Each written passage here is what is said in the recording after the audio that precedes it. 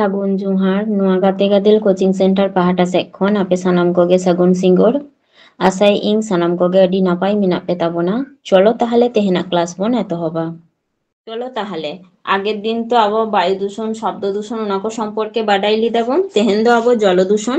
বা যাহা দো ইংলিশ তেবন মিতাগ কানা ওয়াটার পলিউশন ওনা সম্পর্কে বাডায়াবন।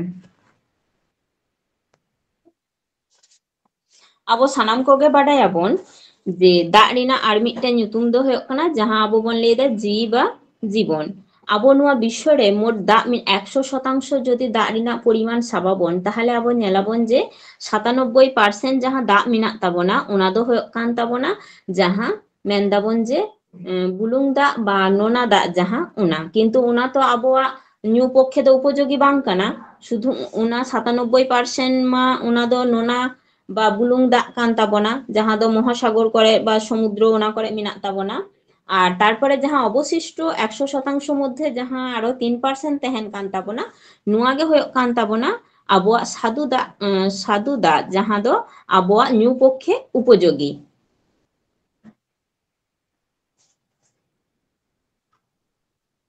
ওনা তাহলে 100% মধ্যে 97% দো হয়েন তাবনা লোনা দাগ আর 3% অর্থাৎ 3% যাহা নোয়া দো হয়েন তাবনা মিষ্টি দাগ যাহা দো আবহাওয়া ᱧᱩ পক্ষে উপযোগী।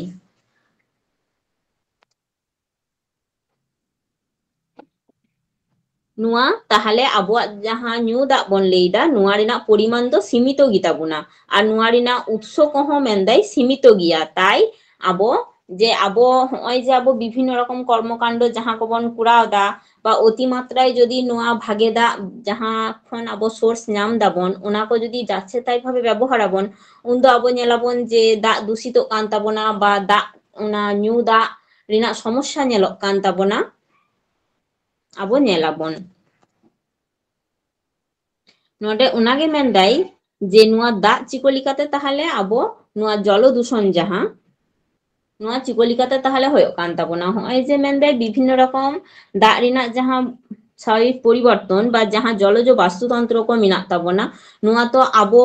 হর কো দ্বারা গে ওনা কো ক্ষতিক কান তাবনা বা দূষিত পদার্থ যাহা কো রাসায়নিক বর্জ্য বা আরো এটা অন্যান্য দূষক পদার্থ কো নই রে বা হ্রদ রে সমুদ্র বা ভূগর্ভস্থ দাগ কো যাহারে যাহা খন আবো দাগ বন নাম দা ওনা করে যখন নোয়া রাসায়নিক বর্জ্য বা আরো দূষিত পদার্থ কো চালাও কাতে মিশাক কানা তখন খান গে আবো নেল দাবন যে নোয়া দাগ দূষিত কান তাবনা তখন গে আবো লেই দাঁড়ায় আবো নোয়া দো ওয়াটার পলিউশন বা জল দূষণ হয়ক কান তাবনা। তাহলে নিতোগ দো আবো নেল লেগে বন যে জল দূষণ ওকা কো কারণ তে হয়ক কান তাবনা চেক চেক কারণ কো মিনাক তাবনা নোয়া জল দূষণ জন্য দায়ী। যেমন প্রথম যদি আবো নেলাবন যে আবো উড়াক করে যাহা বিভিন্ন রকম আবর্জনা কো মিনাক তাবনা নোয়া কো যদি দাগ রে আবো গিডিয়াবন বা যাহা দাগ তে ওনা কো পরিষ্কার দাবন ওনা কো দাগ অঁডে চালাও লেনখান উনহো চেক হইয়া যে দাগ দূষিত দাঁড়েয়া। তারপরে শিল্প রেনাক যাহা আবর্জনা বা বর্জ্য পদার্থ কো যাহা কো তেহেনা ওনা কো দাগ রে চালাও লেনখান দাগ দূষিত দাঁড়েয়া। তারপরে কৃষিজাত যাহা বর্জ্য আবর্জনা কো তেহেন তাবনা বা তারপরে দাগ জারি লিখানে দাগ জারি কাতে অনে যে আবোয়া দাগ কো যত অরূপ কাতে চালাক কানা মিটে নির্দিষ্ট যাহা পুখরি বা কা করে দো নই রে বা কোনো ডুভা রে চালাও কাতে মিশাক কানা ওনা ফলে হচ্ছে হয়ে কানা দাগ দূষিত কানা। তারপরে হই যে আবো গেঁদাক জামা কবন সাফায়েত তাবনা নোয়া ফলে হো দাগ দূষিত হয়ে দাঁড়ায়া বা ডিটারজেন্ট রেনাক প্রভাব তে যাহা। আর সমুদ্র রেনাক দাগ যদি আবো নেলাবন যে হই যে জাহাজ কো ভাষা চালাক কানা ওনা ফলে যাহা সুনুম কো কিছুটা যদি হয়তো ওনা কোনো খারাপ তেহেনা ওনা কো জন্যে হো যে অঁডে খন যাহা দূষিত সুনুম হিজুক কানা ওনা ফলে হো সমুদ্র রেনাক দাগ দূষিত কান তাবনা। তারপরে হই যে অ্যাসিড বৃষ্টি হয়ক কান তাবনা নোয়া ফলে হো দাগ দূষিত দাঁড়েয়া। তারপরে দাগ রেনাক তাপ বৃদ্ধি লেনখান ওনা ফলে হো মেনদায় দাগ দূষিত দাঁড়েয়া। তারপরে দাগ রে বিভিন্ন রকম জীবাণু কোকো ধের লেনখান উন ক্ষেত্রে হো দাগ দূষিত তাবনা। তারপরে নডে মেনদাই যে গৃহস্থালীর আবর্জনা আবো যাহা বন লেই কিদা ওনারে তাহলে চেক কো তেহেন কানা ওনা কো নিতো আবো বাডায়াবন। জলদূষক হিসাবে ঘর বা গৃহস্থালী ᱨᱮᱱᱟᱜ ᱡᱟᱦᱟᱸ ᱵᱚর্জ্য বা আবর্জনা ᱠᱚ ᱡᱟᱦᱟᱸ ᱛᱟᱦᱮᱱ ᱛᱟᱵᱚᱱᱟ ᱚᱱᱟ ᱥᱚᱢᱯᱚর্কে ᱱᱤᱛᱚᱜ ᱫᱚ ᱠᱟᱹᱴᱤᱡ ᱵᱟᱰᱟᱭᱟᱵᱚᱱ।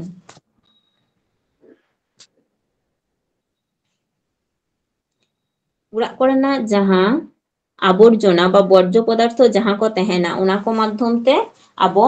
ᱧᱮᱞ ᱠᱮᱫᱟ ᱵᱚᱱ ᱡᱮ ᱡᱚᱞᱚ ᱫূষণ ᱦᱩᱭᱩᱜ ᱠᱟᱱ ᱛᱟᱵᱚᱱᱟ। তাহলে ওনার মধ্যে মেনদাই তারপরে ভাসমান যাহা কঠিন কণা বা সাসপেন্ডেড সলিডস যাহা কো তারপরে সালফেট ক্লোরাইড অ্যামোনিয়া নোয়া কো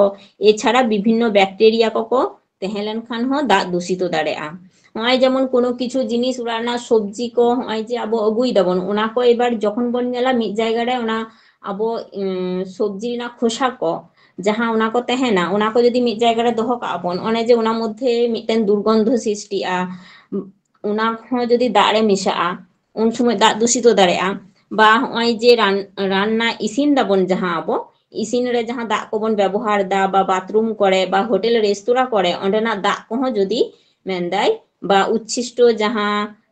ᱠᱚ খাবার বাংকো জম দাঁড়ায় কানা ওনা কো বা বিভিন্ন প্রাণীয়াᱜ মলমূত্র যাহা ওনা কো ডিটারজেন্ট সাবান নোয়া কো তারপরে আবর্জনা বিভিন্ন রকম আরো তেহেন কানা হাসা চিতান রে আডি দিন ধরে স্তূপ আকারতে যদি তেহেনা এবার দাগ জারি না দাগতে উন যখন ওনা কো লহদক কানা ওনা কো লহদ কাতে চে হয়ে কানা আস্তে আস্তে ওনা কো ছোট অরূপ হেক কাতে কোনো যাহারে ডুভা বা পুখরি বা নই যাহা করে মিনাআ ওনা করে হেক কাতে মিশাক কানা তাহলে উন সময় অনেক যে ওনা কো মধ্যে বিষাক্ত মিটা রাসায়নিক সৃষ্টিকারী রোগ সৃষ্টিকারী জীবাণু কো তেহেন কানা ওনা কো দাগ রে হেক কাতে মিশালেন খান গে চে হয়ে কানা দাগ কো দূষিত কান তাবনা।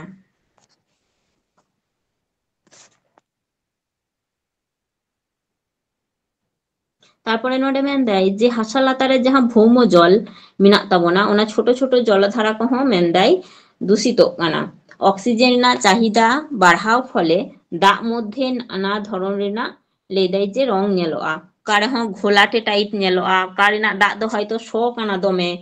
সেরকম মানে দাগ বন নিউ লিখান অব যেমন আডি সময় লিয়াবন যে নোডেনা দাগ দো দমে শো কানা অন্ডেনা দো হয়তো বাং শো কানা উনকা উনা উনা ফলে হঁ মেনদাই যে অনে যে দুর্গন্ধযুক্ত দাগ কো বা ঘোলাটে দাগ কো হেক কাতে মিশাক কানা ওনা ফলে হঁ দাগ দূষিত কান তাবনা। বিজ্ঞানী কো পরীক্ষা কাতে নেল কাদা কো যে জৈব অ্যামাইন বা যাহা দো বন মিতাক কানা অর্গানিক অ্যামিনেস যাহা ওনা যদি দাগ রে মিশাআ ওনা মেনদাই যে ওনা ফলে দাগ মধ্যে মিটেন আষ্টে গন্ধ হিজুআ বা হিউমাস যুক্ত যাহা কো দাগ হিউমাস অর্থাৎ হিউমাস তো মিটেন হাসা রিনা অংশ কানা নোয়া যাহা মেনদাই ওনা হো যদি দাগ রে মিশাআ তাহলে ওনা দাগ মধ্যে চিকা গন্ধ হইয়া যে হাসা হাসা টাইপ গন্ধ আবুবন ñামা হাসা রিনা মিটেন সোদা গন্ধ আবুবন ñামা তারপরে হাইড্রোজেন সালফাইড ফসফরাস ওনা কো যদি দাগ রে মিশাআ উন দো আবো ñেলাবন যে বিলি যেমন শিয়ালেন খান যেমন গন্ধ উনকা গন্ধ আবো ñামাবন দাগ মধ্যে উনকা কাতে গে দাগ কো দূষিত কান তাবনা।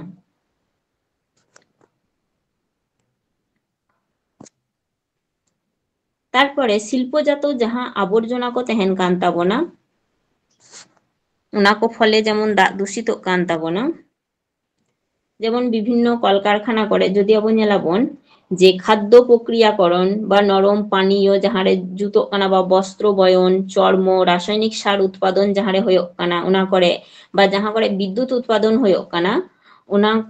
ওনা করে হচ্ছে হয়ক কানা বেশি করে দাগ রিনা দূষণ হয়ক কানা। কলকারখানা অনুসারে আবো যদি বন ñেলা যে শিল্পজাত যাহা দূষক বা আবর্জনা কো যাহা তেহেন কানা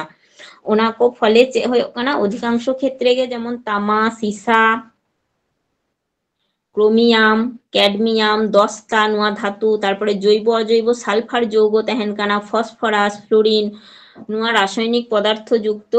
নোয়া কো চিকো কানা যে কলকারখানা খন নিঃসৃত কানা ওনা নিঃসৃত দাগ যখন নোয়া অন্ডে খন নিঃসৃত কাতে যখন নোয়া কোনো নই বা কোনো বড় ডুভা বা সমুদ্র করে যাহা করে নিরুক কানা ওনা দাগ কো যাহা রেগে মিশাক কানা ওনা ফলে দাগ দূষিত কান তাবনা। তারপরে কৃষিজাত আবর্জনা যাহা কো তেহেন কান তাবনা ᱚᱱᱟ ᱠᱚ ᱯᱷᱚᱞᱮ ᱦᱚᱸ ᱫᱟᱜ ᱫᱩষितᱚᱜ ᱠᱟᱱ ᱛᱟᱵᱚᱱᱟ ᱟᱵᱚ ᱱᱚᱣᱟ ᱯᱚরিবেশ ᱨᱮᱱᱟᱜ অবক্ষয় অর্থাৎ অবক্ষয় মানে ᱪᱮᱫ অবক্ষয় মানে ᱦᱩᱭᱩᱜ ᱠᱟᱱ ᱛᱟᱵᱚᱱᱟ ᱟᱵᱚ পরিবেশ ᱨᱮᱱᱟᱜ ᱡᱟᱦᱟᱸ স্বাভাবিক পরিস্থিতি ᱚᱱᱟ ᱨᱮᱱᱟᱜ মানে অবনতি ᱦᱩᱭᱩᱜ ᱠᱟᱱᱟ ᱱᱚᱣᱟ ᱛᱟᱦᱚᱞᱮ পরিবেশ অবক্ষয় দূষণ তারপরে হয় যে কৃষিজাত কৃষি কাজ করে আবো অতিরিক্ত রাসায়নিক সার কীটনাশক বা আগাছানাশক রান করার জন্য বিভিন্ন রকম নাইট্রেট ফসফেট পটাশ জাতীয় যাহা রাসায়নিক পদার্থ को दाग रे मिसा लेनखान उना फले हो दाग दूषित काना तारपरे खामारजात जहाँ बर्ज्य नाइट्रेट एमोनिया सालफेट क्लोराइड तारपरे नोडे मेनदाय जैव सार खन जहाँ बैक्टेरिया बा गबादी पशु ठेन खन नाइट्रोजेन तारपरे गबादी पशुआग जहाँ मलमूत्र ओंडे उना को चेक हुयुग काना जे दाग रे मिसा काते दाग दूषित काना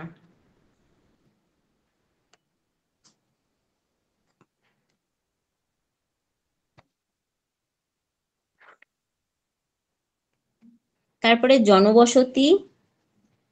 और हय जे आबो हर को हय विभिन्न रकम माने डिटारजेंट कबन व्यवहार दा जामा कपड़ को आबोआ गेंदा जामा पैंट को परिष्कार जन्ने नुआ फले हो चेक हुयुग काना जे ओंडे उना दाग को जदि दाग रे मिसाग काना ताहले उन समय हो आबो नेलाबोन जे दाग दूषितोग कान ताबोना जेमन एबीएस ᱧᱩᱛᱩᱢ ते मिटे रासायनिक पदार्थ जहाँ दो एल्काइल बेंजाइन सालफोनेट बन मिताग काना एबीएस जहाँ दो डिटारजेंट रेना अन्यतम अर्थात डिटारजेंट मध्य नुआ अन्यतम उपादान तहन काना एबीएस एल्काइल बेंजाइन सालफोनेट्स नुआ रासायनिक द्रव्य दाग रे मिसा लेनखान दाग दूषितोग काना तारपरे समुद्र दाग रे भासमान जहाँ सुनुम को तहन काना उना फले हों दाग दूषितोग काना भासमान जहाँ सुनुम को समुद्र दाग रे जहाँ को मिसा तहन काना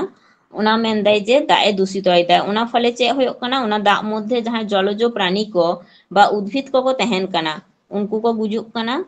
और दाग रे भासमान उना जहाँ सुनुम फले चेड़े कुआ जदि फोकरो रे लाठाग काना उना फले हो चेक हुयुग काना उनकुआ उडो रिना क्षमता आदोग कान ताकोआ बा बांको उडो दाड़ेग काना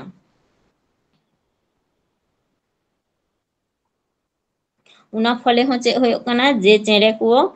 शरीर रिना तापमात्रा ह्रासोग कान ताकोआ उना फले उनको गज दाड़ेगा को वैज्ञानिक परिभाषाते जहाँ दको मिताग काना हाइपोथार्मिया हय जे समुद्र दाग माने समुद्र दाग मध्य हय जे विभिन्न रकम क्षतिकारक दूषित सुनुम को भाषाओ तहन काना उना करे उद्भिद और प्राणी कोमा जहाँ ओंडे मिना को बसबास दाको उनको मत गुजुग कान गिया को तारपरे चेड़े को मध्य हो उना रेना प्रभाव निरुग काना नुआ गे वैज्ञानिक भाषाते हाइपोथार्मिया को मिताग काना तारपरे तापविद्युत केंद्र करे जदि आबो नेलाबोन जे ओंडे खन तापविद्युत केंद्र खन जहाँ निर्गतोग काना ललो दाग को जहाँ उना को चेक हुयुग काना ह्रद करे नई करे खाल बिल जहाँ करे उना करे गे ᱧᱩᱨᱩᱜ काना और उना मध्य उना जलाशय रे बा जहाँ रे गे ᱧᱩᱨᱩᱜ काना ओंडेना तापमात्रा बृद्धि दाय ओंडेना उना दाग मध्य भौत रासायनिक बा जैव परिवर्तन घटाग काना नुआ फले हो दाग दूषितोग काना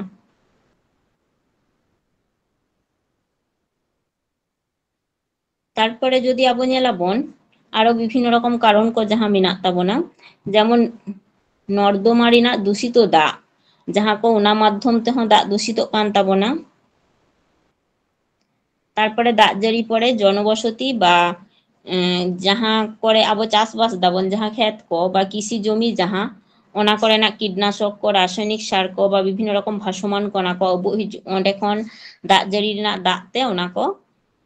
भाषाओ हिजुग काना उना फले हो दाग दूषितोग काना तारपरे शिल्पजात जहाँ बर्ज्य को अजैव एसिड बा क्लोराइड एमोनिया फेनल नुआ को हो चेक हुयुग काना जे दाग ए दूषित होइदा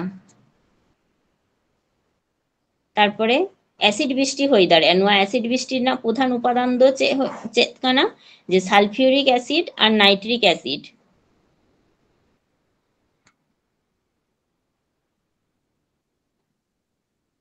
তারপরে সমুদ্র দ্বারে বিভিন্ন বর্জ্য পদার্থ নিক্ষেপ জন্যে সমুদ্র ᱨᱮᱱᱟᱜ অত্যন্ত দূষিত বা ক্ষতিকর বর্জ্য ᱡᱟᱦᱟᱸ ᱠᱚ তেজস্ক্রিয় পদার্থ ᱚᱱᱟ ᱠᱚ সমুদ্র ᱨᱮ ᱜᱤᱰᱤ ᱡᱚᱱᱱᱮ ᱢᱮᱱᱫᱟᱭ ᱫᱟᱜ দূষিত দাঁড়াᱜᱼᱟ। তারপরে জাহাজ দুর্ঘটনা কো যাতে আলো ঘটাক মা মେন্দাই যে জাহাজ দুর্ঘটনা হই লেনখান ওনার মধ্যে জাহাজ কো মধ্যে প্রচুর হাইড্রোকার্বন আর জৈব দূষিত পদার্থ যাহা কো তেহেনা ওনা কো সমুদ্র দাগ রে মিশা লেনখান সমুদ্র রেনাᱜ দাগ দূষিত দাঁড়াᱜᱼᱟ। নিতোগ ᱫᱚ আবো মানমী কো আর আবো পরিবেশ মধ্যে জলদূষণ রেনাᱜ নোয়া প্রভাব ফলে চেক কো হয়ক কানা ওনা কো কাটি বাডায়াবন।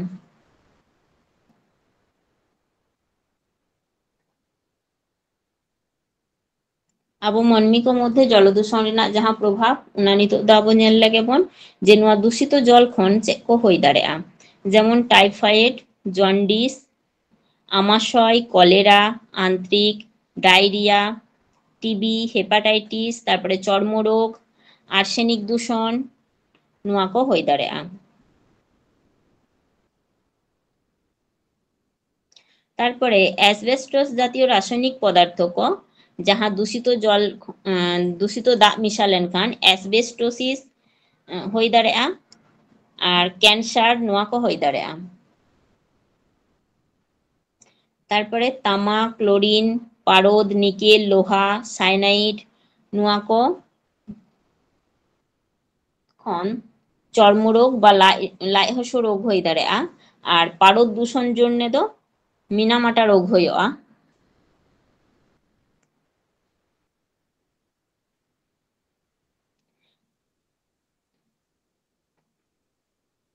তারপরে মেনদায় দাগ যখন কো শোধন দা উন সময় অতিরিক্ত মাত্রাতে যদি ফ্লুরিন কো ব্যবহারা উনা ফলে হ দাগ দূষিত দাঁড়াᱜᱼᱟ। উনা ফলে মেনদায় অ্যালার্জি, কিডনি রেনাᱜ সমস্যা,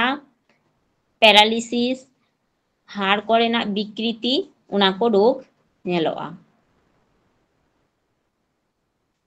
আর পরিবেশ চিতান রে নোয়া রেনাᱜ প্রভাব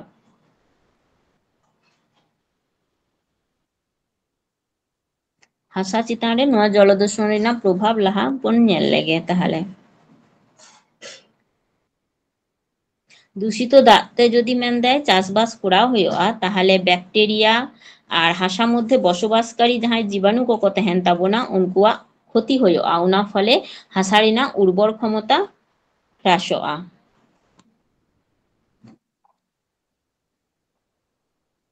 তারপরে যাহা দূষিত দাগ কো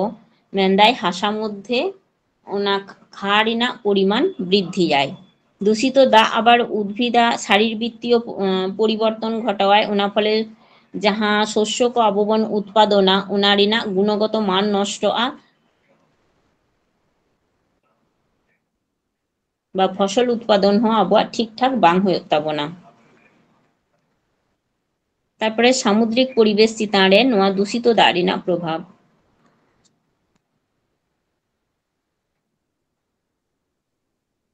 সমুদ্র দাগ রে ভাসমান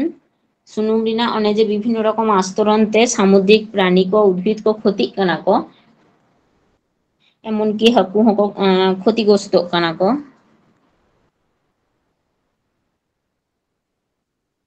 তারপরে দূষিত দাগ প্রভাবতে জলজ উদ্ভিদ মধ্যে যাহা বিষাক্ত পদার্থ যেমন ন্যাপথালিন তেহেন কানা ফেনানস্ট্রিন তারপরে বেঞ্চ পাইরিন নোয়া কো দাগ রে মিশা কাতে দাগ দূষিত কানা। তারপরে নোয়া জলদূষণ ফলে সামুদ্রিক যাহা বাস্তুতন্ত্র তেহেন কানা উনা হ ক্ষতিগ্রস্ত কানা।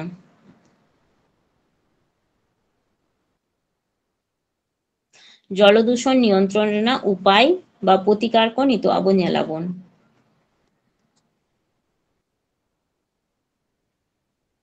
নোয়া জলদূষণ ফলে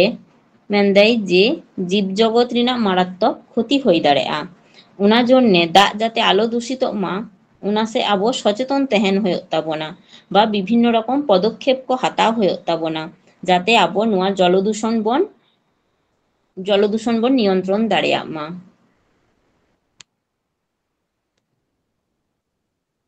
মেনদাই নই খাল বিল বা পুকুরি যাহা হ্রদ কো তেহেন কান তাবোনা ᱚᱱᱟ ᱡᱚᱞᱟᱥᱚᱭ ᱠᱚᱨᱮ ᱢᱮᱱᱫᱟᱭ ᱥᱚরাসরি আবর্জনা ᱠᱚ ᱡᱟᱛᱮ ᱟᱞᱚᱵᱚᱱ ᱜᱤᱰᱤᱭ ᱢᱟ ᱚᱱᱟ ᱥᱮ ᱟᱵᱚ সচেতন ᱛᱟᱦᱮᱱ ᱦᱩᱭᱩᱜ ᱛᱟᱵᱚᱱᱟ। তারপরে শিল্প কারখানা করে যাহা দাগ কো হিজুগ কানা অᱸᱰᱮ ᱠᱷᱚᱱ ᱚᱱᱟ ᱠᱚ ᱞᱟᱦᱟ শোধন কাতে তারপর যেন নোয়া নই করে বা বিল করে হ্রদ করে নোয়া করে ñুরুᱜ মা ᱚᱱᱟ ᱟᱵᱚ ᱧᱮᱞ ᱦᱩᱭᱩᱜ ᱛᱟᱵᱚᱱᱟ। তারপরে বিভিন্ন রকম পয় নিষ্কাশন যাহা ᱚᱱᱟ ᱠᱚ মাধ্যম তে জলাশয় ᱨᱮᱱᱟᱜ ᱫᱟᱜ মানে ᱚᱱᱟ ᱠᱚ মাধ্যম তে যাহা দাগ ᱠᱚ হিজᱩᱜ ᱠᱟᱱ ᱛᱟᱵᱚᱱᱟ অর্থাৎ বাথরুম করেনাᱜ যাহা দাগ ᱠᱚ ᱟᱵᱚ ব্যবহার দাবন ᱚᱸᱰᱮ ᱚᱱᱟ ᱠᱚ ᱫᱟᱜ ᱠᱚ ᱡᱟᱛᱮ সরাসরি জলাশয় ᱨᱮᱫᱚ ᱟᱞᱚ ᱧᱩᱨᱩᱜ ᱛᱟᱵᱚᱱ ᱢᱟ ᱚᱱᱟ ᱦᱚᱸ খেয়াল দহয় ᱦᱩᱭᱩᱜ ᱛᱟᱵᱚᱱᱟ। তারপরে কৃষিকাজ ক্ষেত্রে আবো যাতে বেশি পরিমাণতে কীটনাশক বা রাসায়নিক সার কো আলবন ব্যবহার মা ᱚᱱᱟ ᱥᱮ ᱟᱵᱚ ᱠᱷᱮᱭᱟᱞ ᱫᱚᱦᱚᱭ ᱦᱩᱭᱩᱜ ᱛᱟᱵᱚᱱᱟ ᱚᱱᱟ ᱠᱷᱟᱱ ᱟᱵᱚ ᱠᱤᱪᱷᱩᱴᱟ জলদূষণ কম দাঁড়ায় আবন।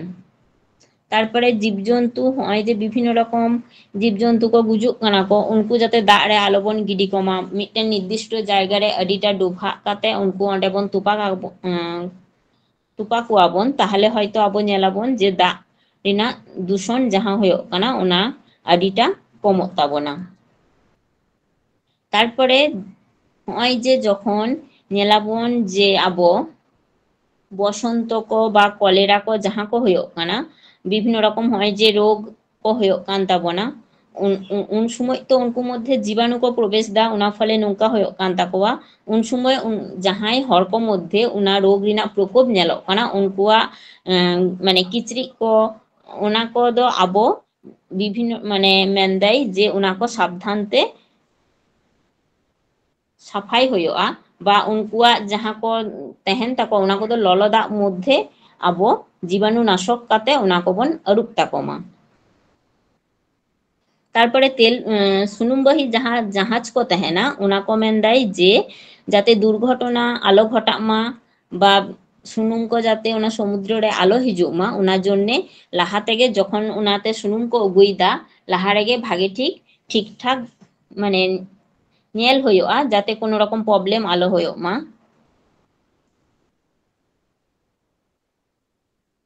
তারপরে যাহা কলকারখানা করে যাহা পারমাণবিক বর্জ্য কো তেহেন কানা ওনা কো সরাসরি দাগ রে গিডি বাং গানোয়া।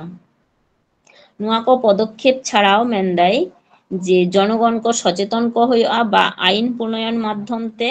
বা পাঠ্যপুস্তক রে হয় যে পঠুয়া কো যাহা স্কুল কলেজ রে কো পড়া কান তাবনা उनको हाँ नुआ दूषण को সম্পর্কে সচেতন কো হইত তাবনা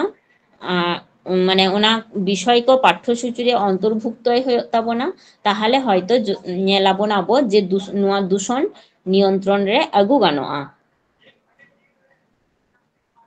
নিতোগ দো আবো ñেলাবন যে জলদূষণ ফলে চে রোগ কো হইত কান তাবনা ওনা সম্পর্কে কেটি বাডায়াবন।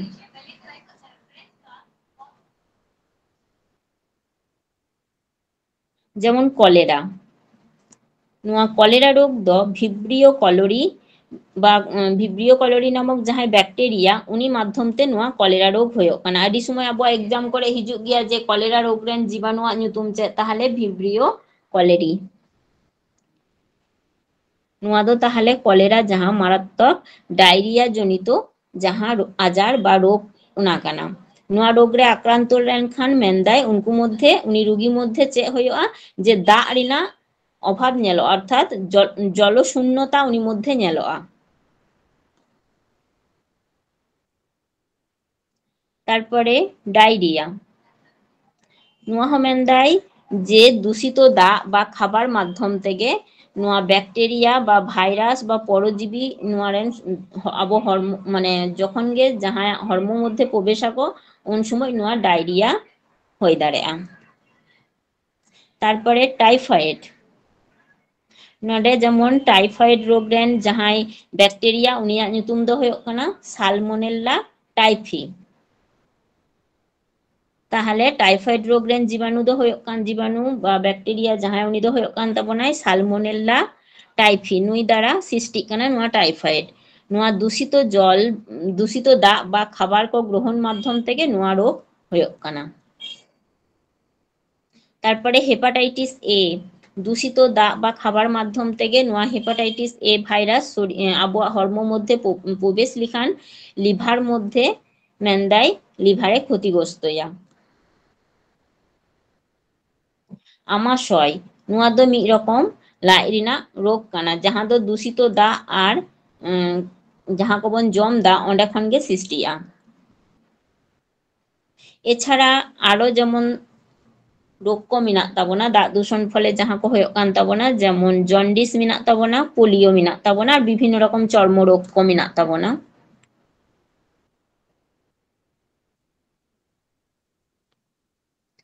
নিতোগ ᱫᱚ ᱟᱵᱚ ᱧᱮᱞᱟᱵᱚᱱ ᱡᱮ জলদূষণ কারণতে যে রোগ কো হয়োগ কানা ওনা মা কিছু বাডাই কেদাবন ওনা মধ্যে নিতোগ ᱫᱚ ᱟᱵᱚ ᱧᱮᱞᱟᱵᱚᱱ ওকা কো ব্যাকটেরিয়া ঘটিত কান তাবোনা ওকা কো ভাইরাস ঘটিত কান তাবোনা বা ওকা কো কোনো পরজীবী দাঁড়াইতে হয়োগ কান তাবোনা ওনা রোগ করেনা nyutum কো আবো নিতোগ কাটি বাডায়াবন। যেমন নডে ব্যাকটেরিয়া ঘটিত যেমন বিভিন্ন রোগ হয়ে দাঁড়ায় আর নোয়া দাগ দূষণ ফলে তাহলে ব্যাকটেরিয়া ঘটিত যেমন হয়োগ কান তাবোনা কলেরা টাইফয়েড ডায়রিয়া আর গ্যাস্ট্রোএন্টেরাইটিস নোয়া কো মেন্দাই যে সাধারণত নোয়া দূষিত দাগ নিউ ফলে নোয়া কো বা ওনা দাগ কো ব্যবহার ফলে দূষিত দাগ ব্যবহার ফলে বা জম নিউ মানে বিভিন্ন রকম খাবার কো জম মাধ্যমতে নোয়া কো রোগ হয়ে দাঁড়ায় তাহলে ব্যাকটেরিয়া ঘটিত মানে নোয়া জলদূষণ ফলে যাহা ব্যাকটেরিয়া ঘটিত রোগ কো হয়োগ কান তাবোনা ওনা তো তাহলে হয়েন তাবোনা কলেরা টাইফয়েড ডায়রিয়া আর গ্যাস্ট্রো এন্টেরাইটিস নোয়া কো। নিতোগ ᱫᱚ ᱱᱚᱣᱟ জলদূষণ ফলে যাহা ভাইরাস ঘটিত রোগ কো মেনাᱜ তাবোনা ওনা কো মধ্যে ᱫᱚ হয়োগ কান তাবোনা hepatitis A R hepatitis E ওনা সাথে পোলিও নোয়া কো ᱫᱚ হয়েন তাবোনা ভাইরাস ঘটিত রোগ। আর নোয়া দাগ দূষণ ফলে গে আবার যাহা পরজীবী ঘটিত যাহা রোগ কো ওনা ᱫᱚ হয়োগ কান তাবোনা অ্যামিবিয়াসিস গিয়ারডিয়াসিস আর ক্রিপ্টোস্পোরিওডিওসিস নোয়া কো তাহলে নোয়া কো ᱫᱚ হয়েন তাবোনা পরজীবী ঘটিত। নিতোগ ᱫᱚ নোয়া যাহা পরজীবী ঘটিত রোগ নোয়া সম্পর্কে কাটি বাডাই লেগেবন যাহা অ্যামিবিয়াসিস যাহা রোগ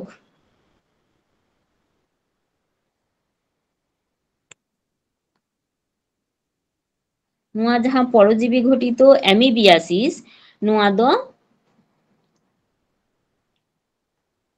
এন্টামো বা হিস্টোলাইটিকা নামক মিটেন যাহাই পরজীবী মিনাই তাবোনা উনি দাঁড়াইতে নোয়া রোগ হয়োগ কানা নোয়া রোগ রিনা লক্ষণ দ হয়োগ কানা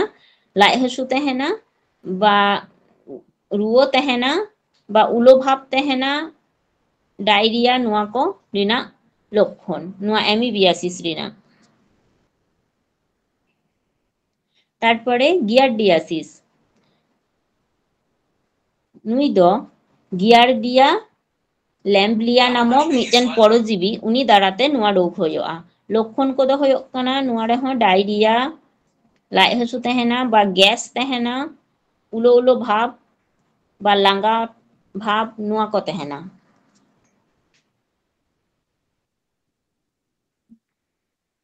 তারপরে ক্রিপ্টোস্পোরিওডিওসিস নোয়া রে দ নুই পরজীবীয়াগ nyutum দ হয়োগ কানা ক্রিপ্টোস্পোরিডিয়াম nyutum তে যাহাই পরজীবী উনি দাঁড়াইতে নোয়া রোগ হয়োগ কানা। নডে হ লক্ষণ কো দ মেন্দাই যে রুয়ো ভাব তাহেনা উলো ভাব তাহেনা ᱞᱟᱡ ᱦᱟᱹᱥᱩ ᱛᱟᱦᱮᱱᱟ ডায়রিয়া নোয়া কো ভাব ᱧᱮᱞᱚᱜᱼᱟ। নিতোগ ᱫᱚ ᱟᱵᱚ ᱧᱮᱞᱟᱵᱚᱱ যে দাগ মধ্যে ইউট্রোফিকেশন হয়োগ গিয়া বা অ্যালগাল ব্লুম যাহা হয়োগ গিয়া ওনা ᱫᱚ চেদ কানা বা চেদ কারণ তে হয়োগ কানা ওনা সম্পর্কে বাডায়াবন। অ্যালগাল ব্লুম দ মেন্দাই যে হয় যে দাগ যাহা দূষিত কান তাবোনা উনি ওনা দূষিত দাগ মধ্যে বিভিন্ন রকম আবর্জনা নাইট্রেট যাহা ফসফেট সার কো তাহেন তাবোনা বা ডিটারজেন্ট ওনা কো বিভিন্ন ওনা কো মধ্যে বিভিন্ন রকম লবণ মিশা কাতে ওনা কো চিকোগ কানা যে যখন জলাশয় রে অর্থাৎ যাহারে দাগ রিনা উপস্থিতি মেনাগ তাবোনা অন্ডে চালাও কাতে যখন সেটেরোগ কানা ওনা ফলে চে হয়োগ কানা যে শৈবাল দাগ মধ্যে যাহাই শৈবাল কো তাহেন কানা উনকুয়াগ বৃদ্ধি অতি দ্রুত হারে বাড়াগ কানা ᱚᱱᱟ ᱜᱷᱚᱴᱚᱱᱟ ᱜᱮᱠᱚ ᱢᱮᱛᱟᱜ ᱠᱟᱱᱟ ᱡᱮ ᱮᱞᱜᱟᱞ ᱵᱞᱩᱢ। ᱟᱨ ইউট্রোফিকেশন ᱫᱚ ᱢᱮᱱᱫᱟᱭ ᱦᱚᱸᱜᱼᱚᱭ ᱡᱮ ᱡᱚলাশয় ᱨᱮ উপস্থিত শৈবাল ᱠᱚ ᱧᱮᱞᱚᱜᱼᱟ ᱡᱮ ᱫᱤᱱᱠᱮ ᱫᱤᱱ ᱟᱫᱚ ᱜᱩᱡᱩᱜ ᱠᱟᱱᱟ ᱠᱚ। ᱪᱮᱫᱟᱜ ᱠᱚ ᱜᱩᱡᱩᱜ ᱠᱟᱱᱟ? ᱡᱮ ᱩᱱᱠᱩ বিয়োজিত করার জন্য মেনদাই সবাতো যাহাই বিয়োজক কoko তহেন কানা উনকু কoko সক্রিয় ওনা ফলে চে হয়ক কানা যে দাগ মধ্যে যাহা দ্রবীভূত অক্সিজেন তহেন কানা ওনা রিনা হার দ্রুত হারতে কমক কানা ওনা ফলে দ্রবীভূত অক্সিজেন রিনা পরিমাণ যদি দাগ মধ্যে ঠিকঠাক বাং তহেনা উন সময় তো চে হয়য়া দাগ মধ্যে যাহাই হাকো কoko তহেন কানা বা বিভিন্ন রকম আরো যাহাই জলজ প্রাণী কoko তহেন কানা উনকু কো গুজুক কানা অর্থাৎ নোয়া ইউট্রোফিকেশন দো হয়ক কানা দাগ মধ্যে যাহা দ্রবীভূত অক্সিজেন ওনা রিনা পরিমাণ যদি আডি দ্রুত হারতে কমোগᱼᱟ তাহলে চে হয়য়া যে দাগ মধ্যে যাহা শৈবাল কো তহেনা ওনা কো মতো কো গুজুক কান গিয়া ওনা ছাড়া হন দাগ রেন বিভিন্ন রকম প্রাণী কো জলজ যাহাই প্রাণী কoko তহেন কানা আরো হাকু কো নুকু হন গুজুক কানা কো নোয়া ফলে যাহা ঘটনা ঘটাক কানা ওনা গেকো মেতাক কানা ইউট্রোফিকেশন।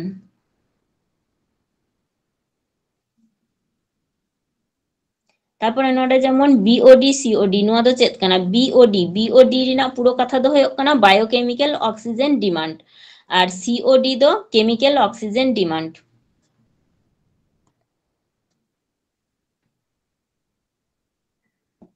নোয়া মিনামাটা রোগ যাহা দো পারদ দূষণ ফলে হয়ক কান তাবোনা নোয়া দো প্রথম জাপান দিসম রে ñᱮᱞ লিনা যাহা জাপান উপসাগর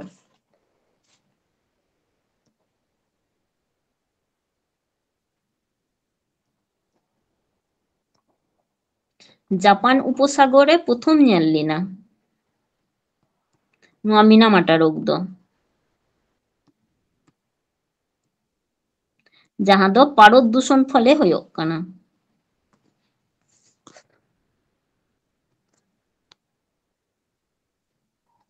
তারপরে আবো পশ্চিমবঙ্গ রিনা ওকা কো জেলা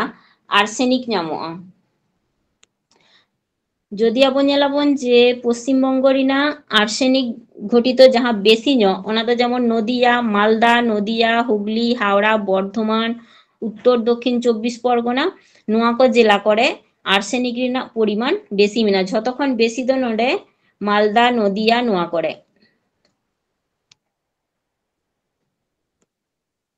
আর আবো ভারত মধ্যে যদি ñেলাবন যে ওকা কো রাজ্য করে আর্সেনিক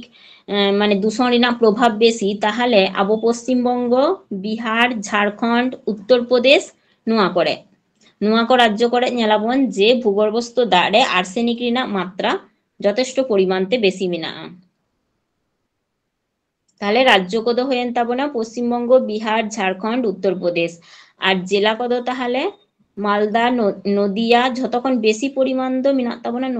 নদিয়া মালদা হুগলি হাওড়া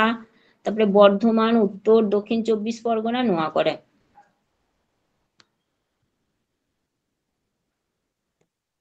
তারপরে ব্ল্যাকফুট ব্যাধি নোয়া দো চেদ কানা মেনদাই যে আডি দিন ধরে যদি আর্সেনিক মিশ্রিত দা আবো ñᱩᱭᱟᱵᱚᱱ ওনা ফলে চে হয়য়া যে তি রিনা চেটো করে বা জাঙ্গা লাতার রে করে চে হয়য়া যে হেঁদে হেঁদে ক্ষত ñেলᱚᱜᱼᱟ ওনা কগে হয়ক কানা ব্ল্যাকফুট ব্যাধি আর্সেনিক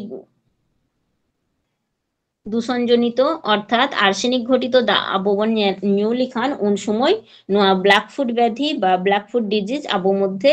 হয়ো আর যাহাই অতিরিক্ত পরিমাণতে আর্সেনিক যুক্ত দাগ কো ñᱩᱭᱫা উনকু মধ্যে নোয়া প্রভাবটা ñেলᱚᱜᱼᱟ যে তি যাহা তালখা বন লেইদা নোডে আর জাঙ্গা লাতার করে হেঁদে হেঁদে দাগ ñেলᱚᱜ তাকোয়া।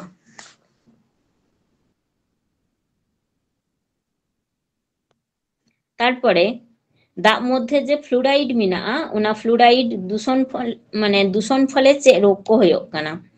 ওনা ফ্লুরাইড দূষণ ফলে দো মেনদাই ফ্লুরোসিস রোগ হয়ক কানা নোয়া ফ্লুরোসিস রোগ রিনা প্রধান লক্ষণ দো হয়ক কানা ডাটা আর হাড় রিনা পরিবর্তন মেনদাই ডেন্টাল অর্থাৎ ডাটা ক্ষেত্রে যাহা হয়ক কানা যে ডাটা মধ্যে সাদা দাগ বা ফাটল ñেলᱚᱜᱼᱟ আর কিংবা ডাটা কো আডি হলদে দাঁড়াগᱼᱟ উনকা হয়ে দাঁড়াগᱼᱟ আর হাড় যাহা বন লেইদা যে হাড় রিনা প্রবলেম হয়ে দাঁড়াগᱼᱟ যাহা কঙ্কাল ওনা ক্ষেত্রে ᱢᱮᱱᱫᱟᱭ ᱦᱟᱲ ᱠᱚ ᱫᱩᱨᱵᱚᱞᱚᱜᱼᱟ ᱵᱟ জয়েন্ট ᱨᱮᱱᱟᱜ ব্যথা ᱦᱩᱭ ᱫᱟᱲᱮᱭᱟᱜᱼᱟ, ᱮᱢᱚᱱকি ফ্র্যাকচার অর্থাৎ রাপুদ হᱚᱸ দাঁড়াᱜᱼᱟ ᱱᱚᱣᱟ ফ্লুরাইড দূষণ অতিরিক্ত মাত্রাতে বেশি লেনখান। তারপরে ক্যাডমিয়াম দূষণ ফলে দো ইটাই ইটাই বা ইতাই ইতাই যাহা রোগ ওনা ᱦᱩᱭᱩᱜ ᱠᱟᱱᱟ। আর মেনদাই যে উকা রাসায়নিক দাগ মধ্যে মিশালি মানে জীবাণু দাগরে যাহাই জীবাণু মেনাᱜ কোয়া উনকুয়াᱜ ক্ষতি করাওয়ায় বা উনকু নষ্টতে সাহায্যয়ায় ওনা দো ᱦᱩᱭᱩᱜ ᱠᱟᱱᱟ যে ক্লোরিন। নোয়া ক্লোরিন গে দাগরে যাহাই জীবাণু কো মেনাᱜ কোয়া উনকু শোধন ক্ষেত্রে অর্থাৎ উনকু যাতে কো গুজুগ মা ওনা ক্ষেত্রে খারাপ জীবাণু যাহাই কো মেনাᱜ কোয়া ওনা জন্যে নোয়া ক্লোরিন দো কাজরে লাগা। কিন্তু নোয়া ক্লোরিন হো আবো যদি জাস্তি পরিমাণে এমাবন তখন দো কিন্তু আবার দাগ মধ্যে খারাপ প্রভাব নিরু দাঁড়ায়া। ওনা জন্যে নডে মেনদাই যে নির্দিষ্ট পরিমাণ ক্লোরিন যে নির্দিষ্ট পরিমাণ ক্লোরিন গে এম ᱦᱩᱭᱩᱜᱼᱟ, বেশি দো এম বাং গানোয়া। তারপরে মেনদাই যদি আবো ক্লোরিন বাং বন এমা তাহলে মেনদাই যে নোয়া দা আবো চিকোতে জীবাণু মুক্ত হয়াবন। মেনদাই যে 100 ডিগ্রি সেলসিয়াস তাপমাত্রা উষ্ণতারে 100 ডিগ্রি সেলসিয়াস উষ্ণতারে মেনদাই যে 10 মিনিট ধরে ওনা দা ফুটো হচলি খান গে ওনা দা মধ্যে যাহাই জীবাণু কো তাহেনা উনকু ঝতো কো গজ চাবা। তারপরে ভারত রেনা ভূপাল গ্যাস দুর্ঘটনা নোয়া দো হইলিনা 1984 সাল রে। আর ইউক্রেন রেনা চারনোবিল পারমাণবিক বিদ্যুৎ কেন্দ্র রে যা বিস্ফোরণ হইলিনা ওনা দো হইলিনা 1986 সাল রে।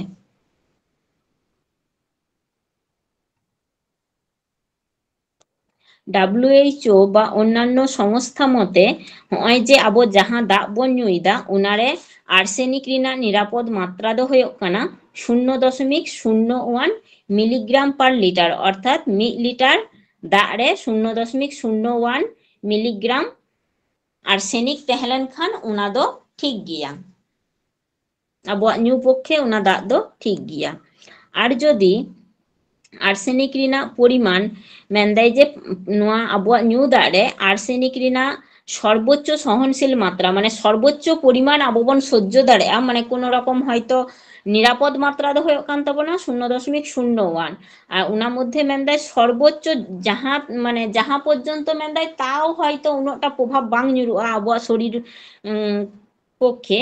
মেনদাই যে 0.05 মিলিগ্রাম পার লিটার সর্বোচ্চ সহনশীল মাত্রা দো ᱦᱩᱭᱩᱜ ᱠᱟᱱᱟ 0.05 আর এমনি নিরাপদ মাত্রা দো ᱦᱩᱭᱩᱜ ᱠᱟᱱᱟ 0.01 মিলিগ্রাম পার লিটার অর্থাৎ মিড লিটার দাগ রে ওনা 0.01 মিলিগ্রাম তেহলেন খান ওনা দো নিরাপদ মাত্রা। আর যতক্ষণ মানে সর্বোচ্চ নিরাপদ মাত্রা দো ᱦᱩᱭᱩᱜ ᱠᱟᱱ ᱛᱟᱵᱚᱱᱟ 0.05। তারপরে দাগ মধ্যে পিএইচ যাহা দোকো মিতাগ কানা দাগ রে অম্লতা বা খারত্ব রিনা যাহা পরিমাণ ওনাগে পিএইচ কো মিতাগ কানা। নোয়া পিএইচ রিনা পরিমাণ দাগ রে দো যেন 6.5 খন 8.5 নোয়া মধ্যে তেহেন মা। নোয়া মধ্যে মানে যাহা পিএইচ যাহা দাগ রিনা পিএইচ নোয়া 6.5 খন 8.5 ওনা দাগ যদি আবো ñuয়াবন ওনা দো আবো পক্ষে নিরাপদ বা স্বাস্থ্যকর গিয়া। চলো তাহলে নিতোগ দো আবো কিছু প্রশ্ন কো আলোচনায় আবন। নডে মেনদাই সানাম কোগে উত্তর এম রিনাᱜ চেষ্টায় তাবন আপে। নডে মিড নাম্বার কোশ্চেন ᱦᱩᱭᱩᱜ ᱠᱟᱱᱟ কলেরা হলো অপশন কত ᱦᱩᱭᱩᱜ ᱠᱟᱱᱟ বায়ুবাহিত রোগ, মৃত্তিকাবাহিত রোগ, জলবাহিত রোগ কোনোটিই নয়। তাহলে নডে দো কলেরা দো ওকা বাহিত রোগ কান তাবনা বায়ুবাহিত সে মৃত্তিকাবাহিত সে জলবাহিত রোগ। সানাম কোগে উত্তর এম রিনাᱜ চেষ্টায় তাবন পে। জলবাহিত হয় তাহলে কলেরা দো হয়েন তাবনা জলবাহিত। আর তাহলে বায়ুবাহিত রোগ দো কাকো কান তাবনা মনে মিনা বায়ুবাহিত রোগ ᱫᱚ ᱡᱮᱢᱚᱱ ব্রঙ্কাইটিস ᱢᱮᱱᱟᱜ ᱛᱟᱵᱚᱱᱟ, নিউমোনিয়া ᱢᱮᱱᱟᱜ ᱛᱟᱵᱚᱱᱟ, ᱦᱟᱸᱯᱟনি ᱢᱮᱱᱟᱜ ᱛᱟᱵᱚᱱᱟ, বা ᱡᱟᱦᱟᱸ ᱵᱚᱱ ᱢᱮᱱᱮᱫ ᱛᱟᱦᱮᱸ ᱡᱮ COPD দীর্ঘস্থায়ী শ্বাসজনিত ᱡᱟᱦᱟᱸ রোগ ᱚᱱᱟ ᱠᱚᱫᱚ ᱛᱟᱦᱞᱮ বায়ুবাহিত রোগ ᱦᱩᱭᱮᱱ ᱛᱟᱵᱚᱱᱟ। আর মৃত্তিকা বাহিত ᱫᱚ যদি ᱟᱵᱚ ᱧᱮᱞᱟᱵᱚᱱ তাহলে ᱚᱱᱟ ᱠᱚᱫᱚ ᱦᱩᱭᱩᱜ ᱠᱟᱱ ᱛᱟᱵᱚᱱᱟ ᱡᱮᱢᱚᱱ ᱪᱚᱨᱢᱚ ᱨᱳগ ᱦᱩᱭ ᱫᱟᱲᱮᱭᱟᱜᱼᱟ বা বিভিন্ন রকম কিডনি বা লিভার ᱨᱮᱱᱟᱜ ᱡᱟᱦᱟᱸ ᱠᱚ রোগ ᱚᱱᱟ। ᱱᱚᱰᱮ ᱫᱚ তাহলে কলেরা ᱫᱚ ᱦᱩᱭᱮᱱ ᱛᱟᱵᱚᱱᱟ জলবাহিত রোগ।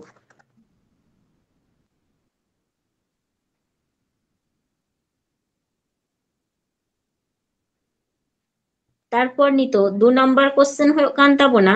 বর্তমানে পশ্চিমবঙ্গের জলে যে পদার্থটি মিশ্রিত থাকার ফলে জলদূষণ চিন্তার কারণ হয়ে দাঁড়িয়েছে তা হলো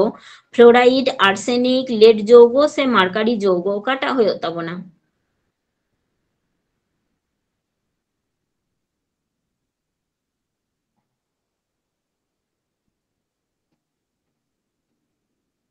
আর্সেনিক। হয় তাহলে নোয়া বি নাম্বার অপশনটা হয়েন তাবনা আর্সেনিক। আর তাহলে নোয়া আর্সেনিক জনিত যাহা আবহাওয়া পশ্চিমবঙ্গ রেনাগ যাহা জেলা কো মেনাগ তাবনা ওনা যেমন মালদা, নদিয়া, বর্ধমান, উত্তর 24 পরগনা, দক্ষিণ 24 পরগনা নোয়া কো। আর রাজ্য দো যেমন হয়েন তাবনা আবো পশ্চিমবঙ্গ মেনাগা, বিহার মেনাগা, উত্তরপ্রদেশ মেনাগা নোয়া কো। তারপরে নডে 3 নাম্বার কোশ্চেন হয়ে কান তাবনা মিনামাটা রোগের কারণ হলো অর্থাৎ মিনামাটা রোগ ওকা কারণতে হইয়া দাগ মধ্যে মেনদায় ক্যাডমিয়াম রিনা উপস্থিতি সে দাগ মধ্যে পারদ রিনা উপস্থিতি সে দাগ মধ্যে সিসা রিনা উপস্থিতি সে দাগ মধ্যে আর্সেনিক রিনা উপস্থিতি ওকাটার জন্য মিনামাটা রোগ হইয়া।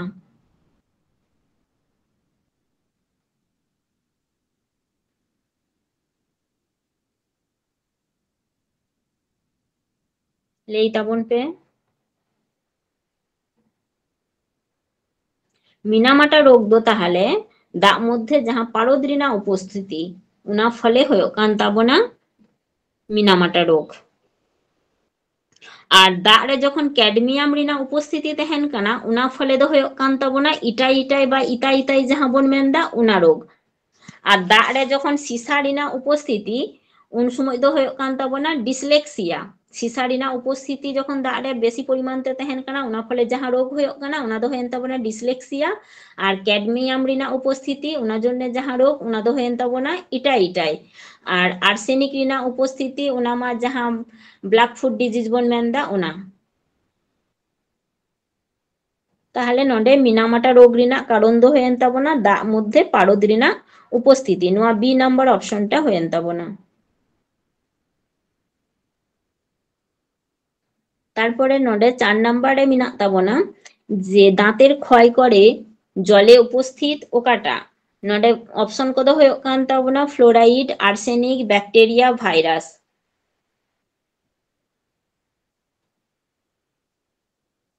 ডাটা রিনা ক্ষয় হয়ে কানা দাগ মধ্যে ওকাটা রিনা উপস্থিতিতে ফ্লোরাইড, আর্সেনিক, ব্যাকটেরিয়া সে ভাইরাস। লেই তাবন পে তাহলে নডে দো ডাটা রিনা ক্ষয় যাহা হয়ে কানা ওনা দো যাহা ফ্লোরাইড দূষণ বন মেনদা ওনা অর্থাৎ প্রথম অপশনটা হয়েন তাবনা ফ্লোরাইড।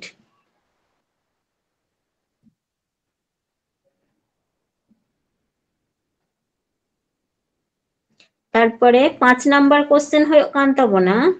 আর্সেনিক যুক্ত জল পান করলে যে রোগের সৃষ্টি হয় তা হলো। তাহলে অপশন কত হয়ে কান তাবনা মিনামাটা, ব্ল্যাক ফুড ডিজিজ, এটাই এটাই, ফ্লুরোসিস ওকাটা হয়ে তাবনা। Black food. হয় তাহলে আর্সেনিক যুক্ত দাগ নিউ ফলে দে নোয়া যাহা ব্ল্যাক ফুড ডিজিজ নোয়া হয়ে কান তাবনা। আর মিনামাটা মা খানিক আগে গেলে কি তাবন নোয়া দো পারদ দূষণ ফলে হয়ে কানা এটাই এটাই বা ইটাই ইটাই যাহা উনাগে হয়ে কানা এটাই এটাই নোয়া দো ক্যাডমিয়াম। আর ফ্লুরোসিস দো হয়ে কানা যাহা ক্লোরাইড যাহা বন লেইদা উনা মানে হাড় আর ডাটার মধ্যে যাহা ক্ষয় কো নেলক কানা উনা দূষণ ফলে যাহা ক্লোরাইড দূষণ উনা ফলে গে নোয়া ফ্লুরোসিস রোগ দো হয়ে কানা। তারপরে নোডে 6 নম্বরে মিনা তাবনা নিচের কোন পদার্থ হ্রাস পাওয়ার ফলে ইউট্রোফিকেশন হয় অর্থাৎ ওকা পদার্থ হ্রাস লেনখান ইউট্রোফিকেশন হয়ে কানা। অপশন কত হয়ে কান তাবনা দ্রবীভূত হাইড্রোজেন, से द्रवीभूत ऑक्सीजन से द्रवीभूत नाइट्रोजेन से द्रवीभूत खनिज लवण नोडे मिटन मिस करना हाइड्रोजेन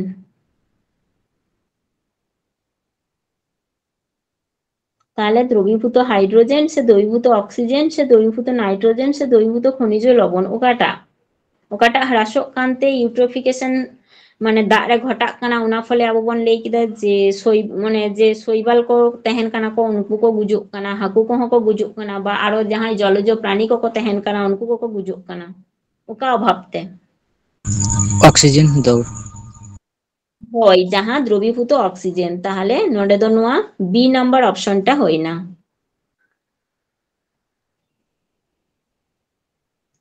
তারপরে নোডে মেন্দাই WHO রিনা নির্দেশিকা অনুযায়ী পানীয় দ্বারে দ্রবীভূত আর্সেনিক রিনা সর্বোচ্চ সহনশীল মাত্রা 0.05 মিলিগ্রাম পার লিটার সে 0.5 মিলিগ্রাম পার লিটার সে 0.25 মিলিগ্রাম পার লিটার সে 0.525 মিলিগ্রাম পার লিটার ওকাটা হয়ে যাবো না সর্বোচ্চ সহনশীল মাত্রা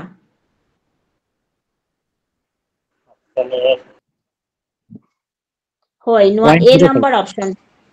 হয় 0.05 নোয়া মিলিগ্রাম পার লিটার